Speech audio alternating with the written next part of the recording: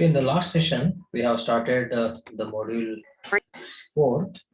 Okay, so as I mentioned, there are three chapters: third, fourth, and seventh. Third and fourth are very, very small. In the third chapter, we have only two simple concepts: embedded system characteristics, embedded system quality attributes. Characteristics, six characteristics are there: domain specific, on time response. In any type of environment, system should work properly, and it should not be in a one geography. It should be in branches. It should be work in different geographical positions. Embedded system should be small and less weight, so portability we can perform. That means taking from one place to another place. Power concern, since it's an embedded system and only one or less number of applications will be executing, it should consume less power, and also if possible it should store the consumed power in terms of battery. And during our portable, that means during our movement, the battery should give us the current required to perform activities. So those are the six characteristics. Okay, so then we have seen the functional and non-functional attributes. Those are called as quality attributes. Okay, operational and non-operational. So operational means you can perform, you can use the system and decide. Whereas non-operational means even though you use the system, you cannot measure in terms of percentage or some numbers. Okay, operational, there are six subheadings. Response, how fast the system will give the response. How many instructions it will finish in the unit time, that's a throughput. Reliability, how much percentage I can be dependent on that embedded system. Maintenance, what is the tenure, every time I should take it to the service center, get it service done by or a repair done by. Okay, security, so how much data protection we can expect from the system. And safety, is are the users really feel safe, comfort to usage of a embedded system like ATM machine.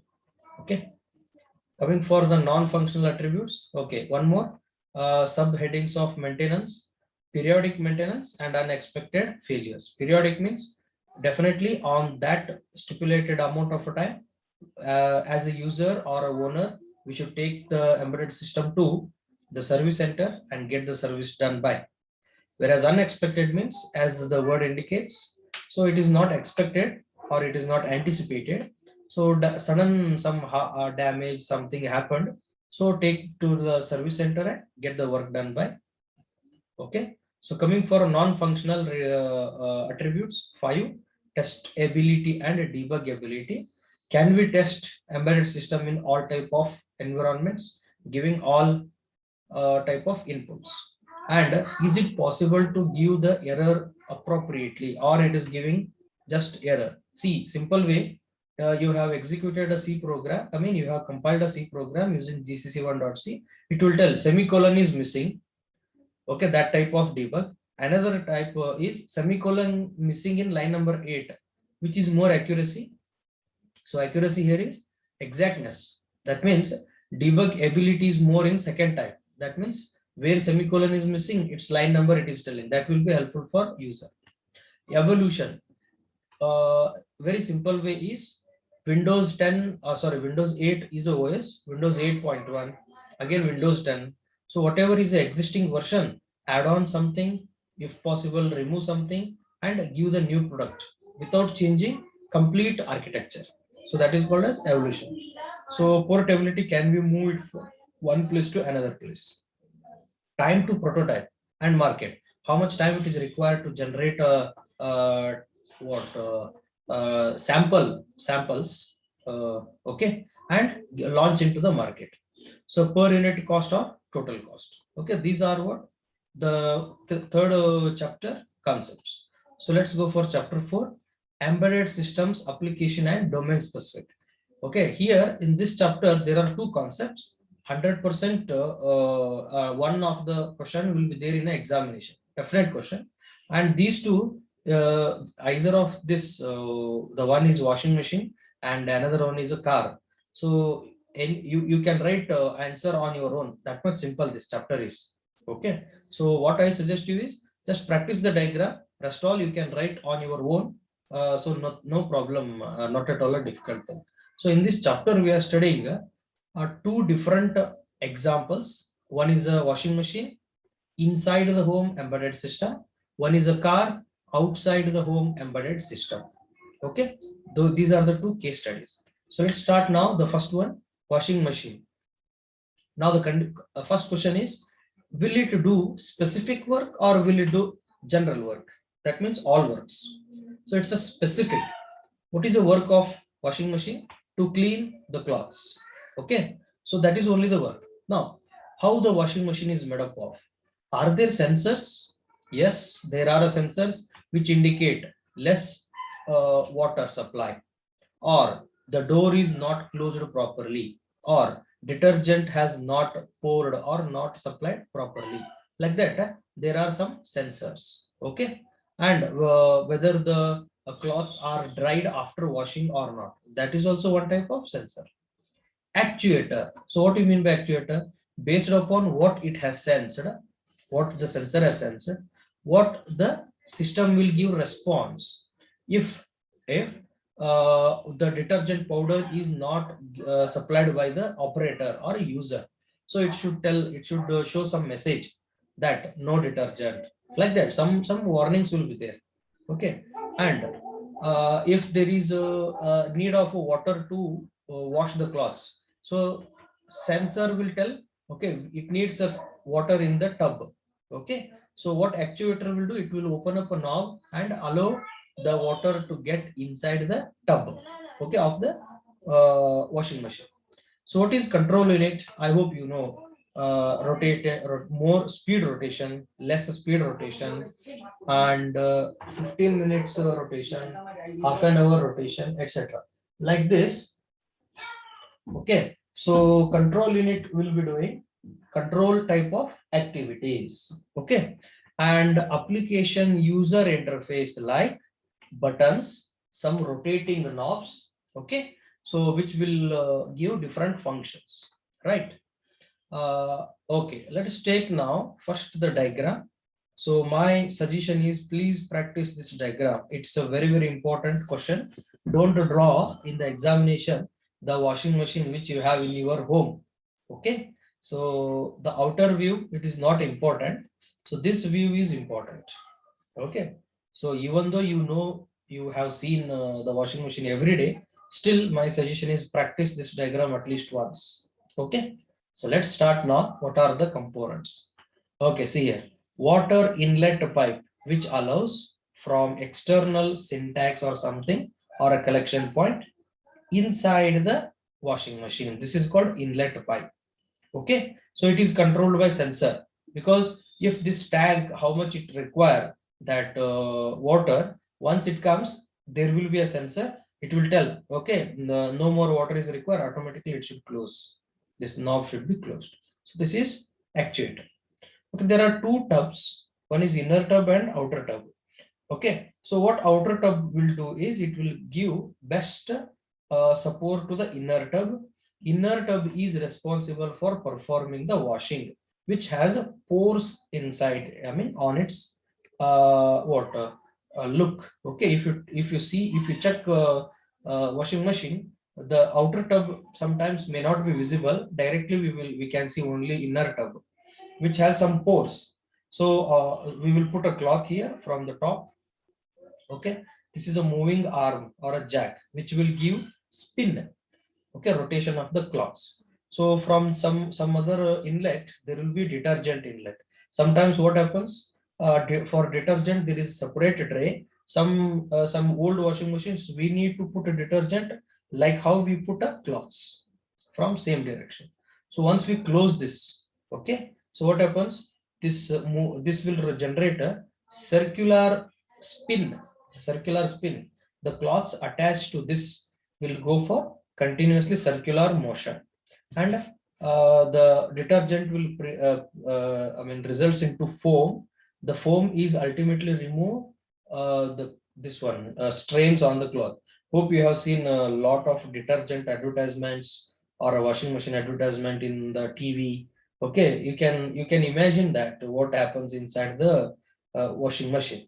Okay, so now once the washing machine work is finished, so the dirty water should be went out or supplied out, moved out through water outlet.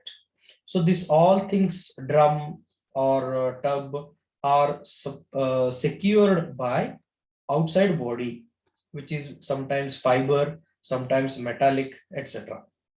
Okay, you can see now very important temperature sensor.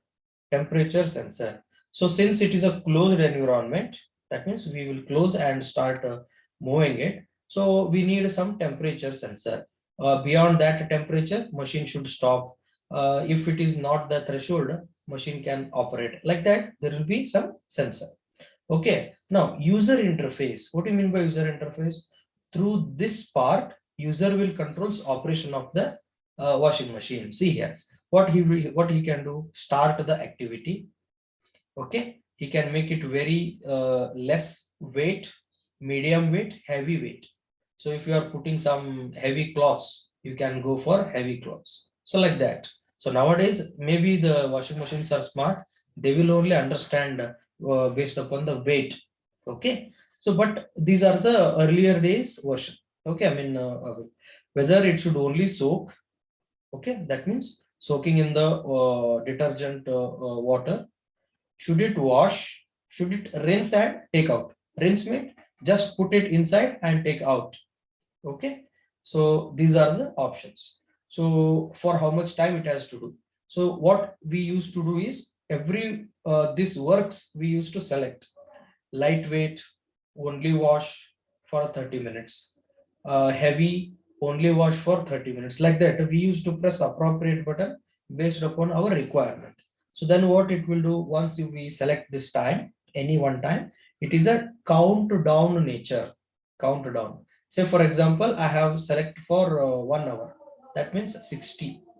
First 60, then 59, then 58. Like that, it will decrement. So finally, it will reaches a zero. So what we understood by zero, the washing operation is completed. Hope it is clear now.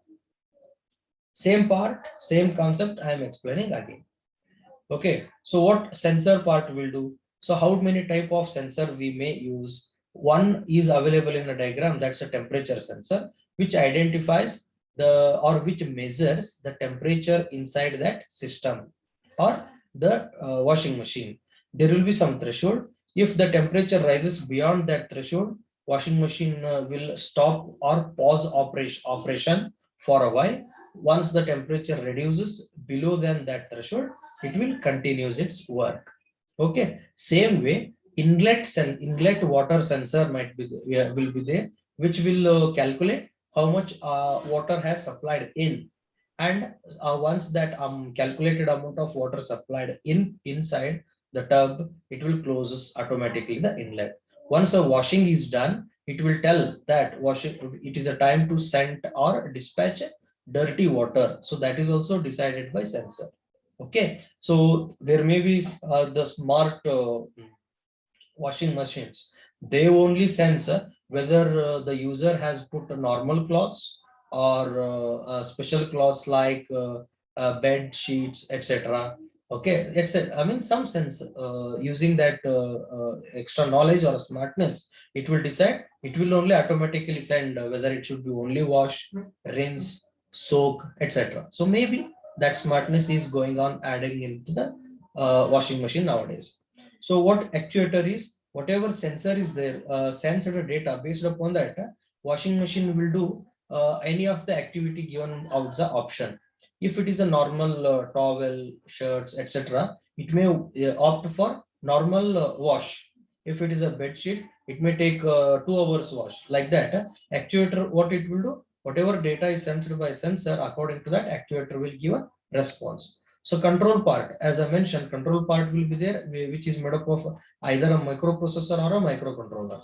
So moving only clockwise, which decides now it's a time to take a new fresh water. Now it's a time to dispatch old dirty water. So how much time to move clockwise? how much time to rotate anti-clockwise. So all these are done by control part. Okay. So sensor data, the data collected by sensor is called as sensor data. Okay. So, I mean, control part will be totally called as control unit.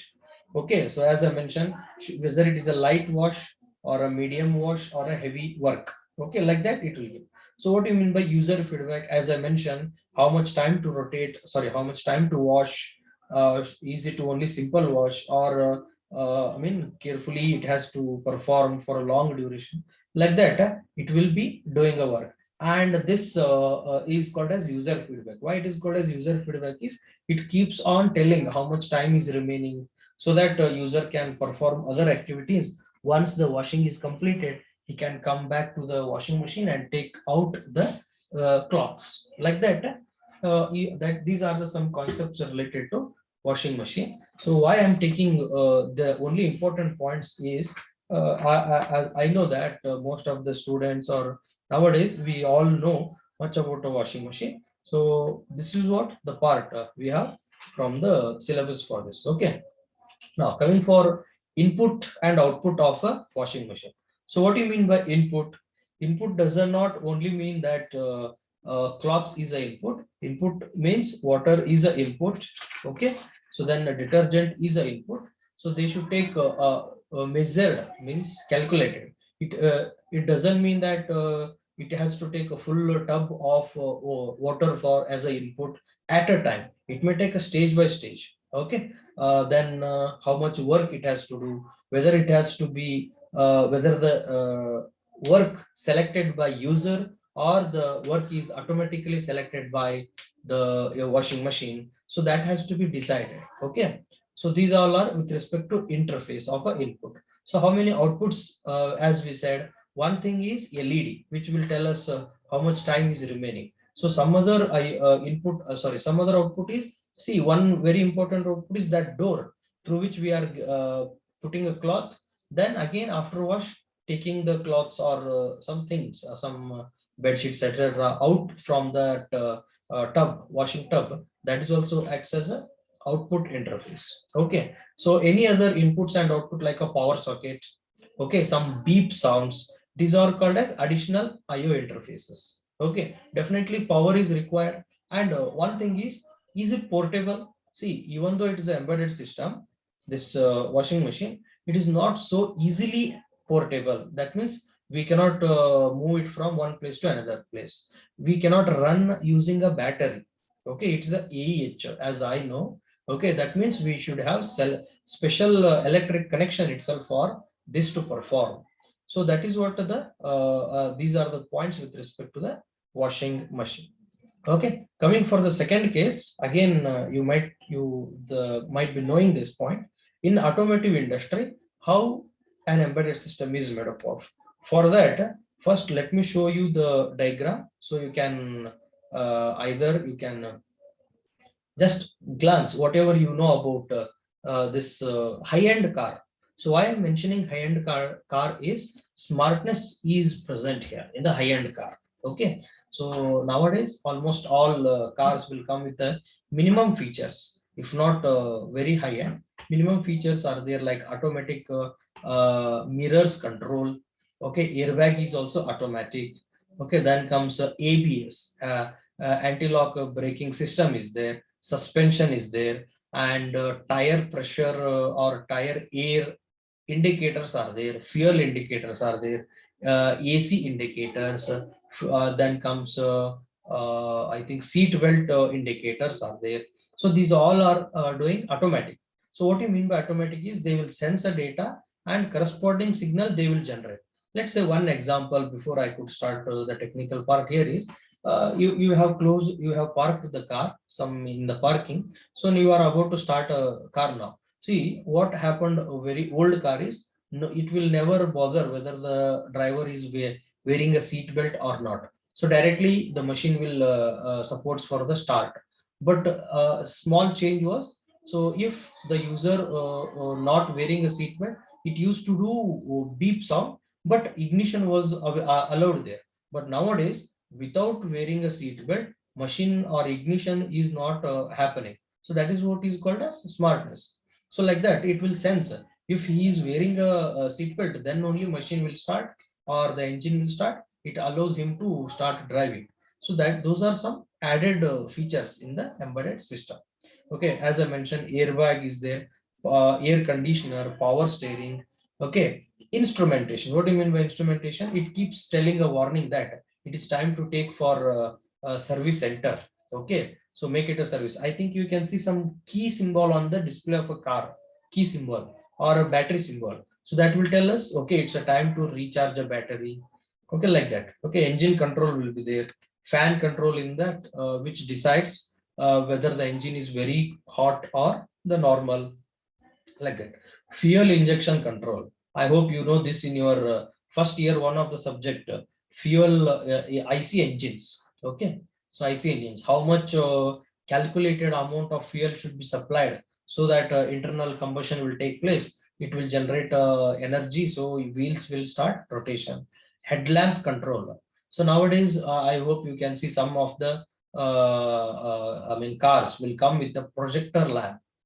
Okay, so like how you rotate a steering, even projectors, I mean lamp or a front headlights will also rotate. So that is called as headlamp controller. ABS. So during you are traveling in a high speed, so suddenly some obstacle will come. So you want to put a brake. If you put a brake in the car which doesn't have ABS, there is a possibility of car getting accident or a skid or up and down, face down.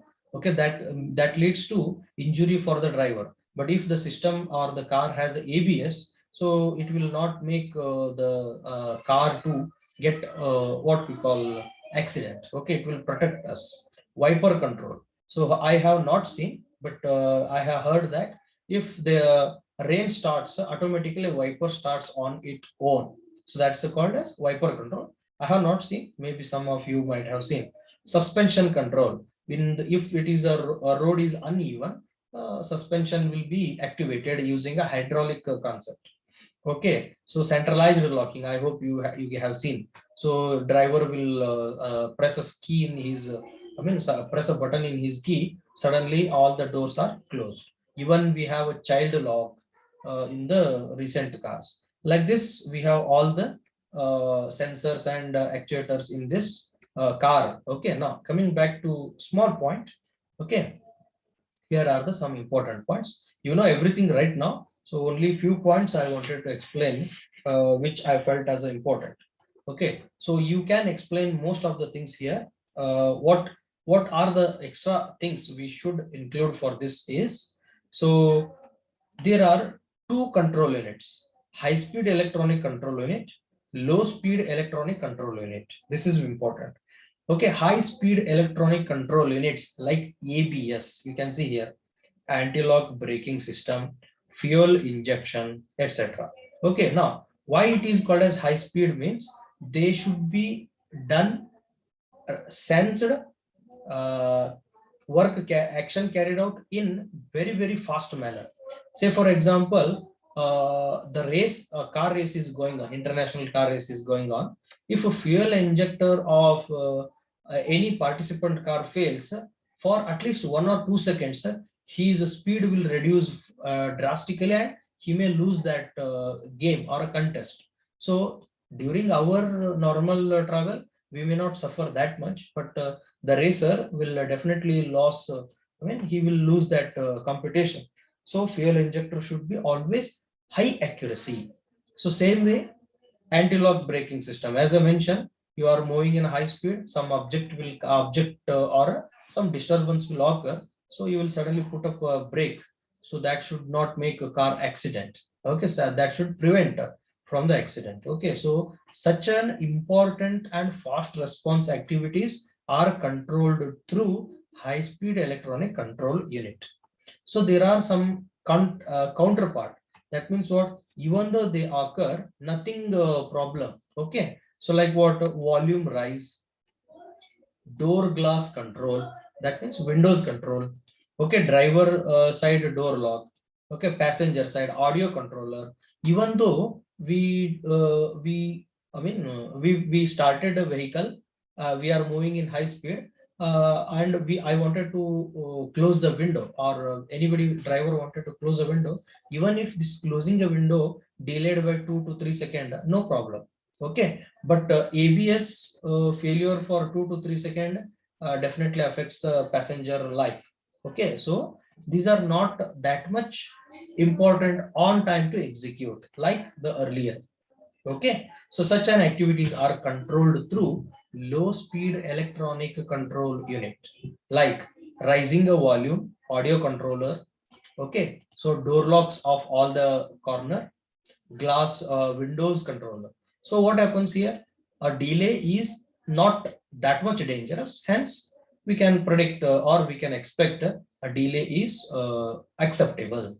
Okay. So coming for the next, uh, if there is a sensor and actuator, definitely they are connected through communication bus. I repeat, if there are sensors and actuators, definitely they should be communicated with each other via communication bus. Why communication bus is important? Say for example, anti-lock braking system. That as an example. So you are moving in very high speed. Suddenly, an objective come, and it is not possible for a driver to control the vehicle. So let's say he has hit that objective. Okay. So suddenly there will be a sensor who will sense the pressure of that objective on the passenger. So it will calculate. So it is calculated that user is unable to get secure himself. So in that time, what it will do? It will give that a signal to airbags. Okay, because accident force is more. So definitely user cannot, or a driver or a passenger cannot control himself. Instead, he is going to hit the front glasses, or the backside passenger is going to hit the seats. So definitely something is going to happen with more force. That time suddenly they will give one signal to airbags. What airbags will do is they will blow in very short of a time, very milliseconds of a time. So what is the advantage of that is they will protect a user getting hit on the glasses. So the life of that driver or a passenger may get saved. Okay, they will not get that much hurt or a pain compared to without a airbag. Okay, so now one side sensor is there, which is placed very front of the engine. Okay, so where is the airbag? It is present inside that cabin where passenger will sit. Okay, so the distance between these two, sensor and actuator, is almost like 2 to 5 feet. Okay, now the data of forced, I mean, sorry, accident force sensed by the sensor should be given into the actuators called airbags within a fraction of a second. So that transmission, for that transmission, we need communication buses. I hope you understood now why it is important. Okay, so there are three types of protocols. What is control area network, local interconnect network, media oriented system transport. Okay, media oriented system transport. Now, what CAN is for? It's an event driven. What do you mean by event driven? That means if some event occurs, then only uh, like accident.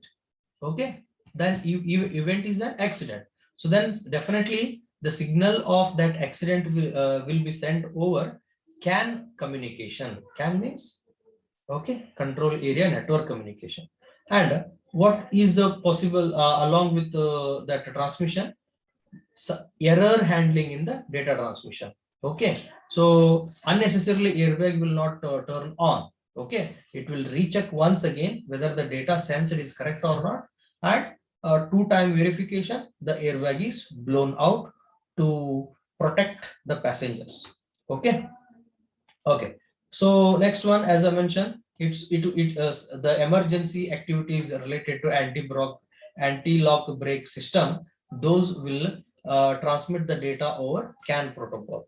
Okay, so next one is what? LIN.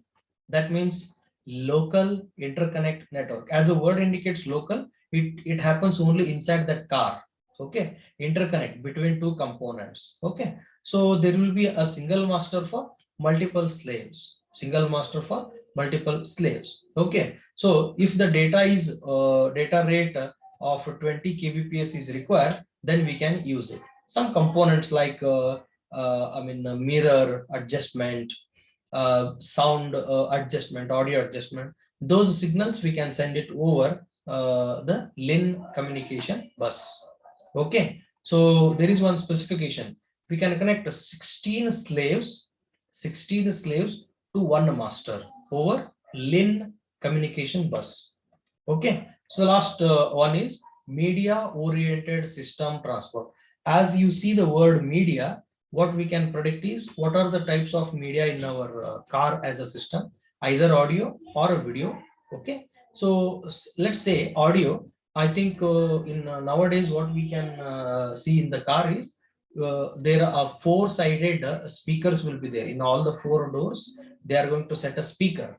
Okay, so the one which I have observed is in old days, if you start playing the music, the output from the system was from all the corner, wherever there are sound speakers. But now the technology is there that we can play only in single corner or multiple selected corners. It doesn't mean all four corners will play the music.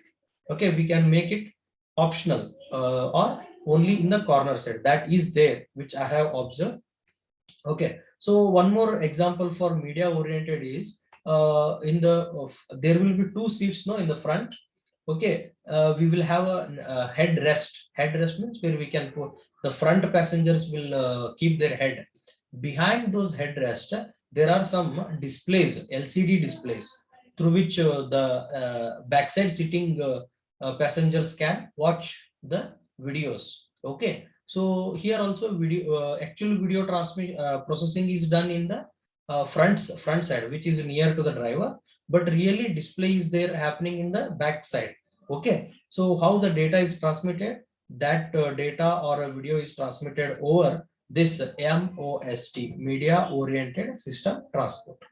Okay, so it is using optical cables. Why it is using optical cables is because the distance is less. Hardly the total car length is what, 10 to 10 feet, let's assume length of a car. And that cabinet where passengers can sit, only about 6 to 7 feet total length. Okay, in that he can, it is easy to develop optical fiber communication. Okay, so this is what a diagram. Please practice this. It is no rule that you should write a best car. Okay, minimum car, it should look like a minimum car, but these conditions are these sensors are compulsory. There are 15. Okay, so look into the marks and please write the number of sensors. If it is for 5 to 6 marks, at least 8 to 12 number of sensors. If it is for 8 marks, write all 15 type of sensors. Okay, related to this. That finishes our chapter 4. Very simple chapter it is. Okay, coming for the chapter 7, hardware, software co-design and program modeling. Now, very simple. Does embedded system consist only hardware? No. Only software? That's also no. That means embedded system will have both hardware and software. If we have both hardware and software, why we should not call only design, instead we should call a co-design, because like how the hardware we choose, based upon that we should develop a software. That means both should be evolved together. Let me give justification for this. Okay, today we have OS in our all we are using in the mobile, we have OS. Okay, so can we run this OS like Android in the old mobile like Nokia? Some versions were there, keypad Nokia 1100, etc. Can we run today's OS on that hardware? Not possible. Okay, can we expect that hardware, the software in that keypad mobile executing in this present hardware? May be possible, may not be there. Okay, but as we know, The smart mobile means it made up of Android. Some iOS mobiles are also there, but that old OS will not work. Okay, like how the mobile OS has shifted from old Symbian OS to present Android, that is called a software change. Like how the software has changed, hardware is also changed. Okay, so how the hardware has changed? The hardware of today's mobile consists of what? Touch screen, okay, long battery backup, more features. Okay, so during the old mobile, it was difficult to watch videos. Now it's a very simple attribute. We are not going to buy a mobile in which we cannot watch cricket or movies, etc. Okay, if that facility is there, then only we'll buy. That means requirement has changed, expectation is changed. Earlier expectation was, okay, can I call to my friend? If yes, okay, I used to buy the phone. But now, along with the call, expectation is game support, videos, video calls, etc. So that is what the requirement. So that means what here? So hardware and software should be designed together, and also we should use appropriate programming model. That means we have developed a software using some of the programming language, okay, and that is not working on the hardware what we have selected. If that is the case, that's a wrong development. Okay, so we should sit together as a hardware part of engineer and software part of engineer and select design methods, then they can go for implementing using appropriate program, using appropriate program. Okay, so now traditionally what the embedded systems are made up of.